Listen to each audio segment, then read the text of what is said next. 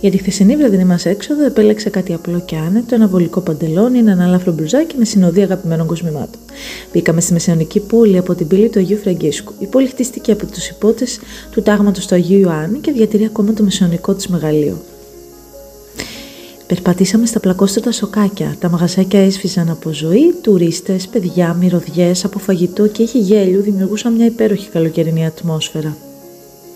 Ανεβήκαμε λίγο αργότερα την οδό των Υποτών, έναν από τους πιο καλοδιατηρημένους μεσαιωνικούς δρόμους. Το λιθόστρωτο αυτό δρόμο κατοικούσαν κάποτε οι γλώσσες των Υποτών, δηλαδή αντιπροσωπείες από τις διάφορες ευρωπαϊκές χώρες. Η αρχιτεκτονική εδώ σε κάνει να νιώθεις πως ο χρόνος έχει σταματήσει. Το παλάτι του Μεγάλου Μαγίστρου στέκει επιβλητικό.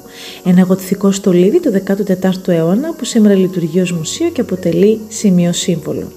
Στον πράβλιο χώρο που βλέπετε, ανάμεσα σε πέτρινους τοίχους και ιστορία αιώνων, στήθηκε η σκηνή. Η ατμόσφαιρα ήταν απόλυτα θεατρική, σαν να συνομωτούσε ο τόπος με το έργο.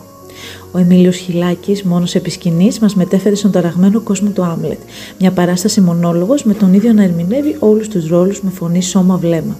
Η ένταση, η συγκίνηση, η εσωτερική πάλη του Άμλετ ξεδιπλώθηκαν μπροστά μας. Η παράσταση τελείωσε και ένα χειροκρότημα δυνατό ανακουφιστικό και μια ανάμνηση που θα μείνει.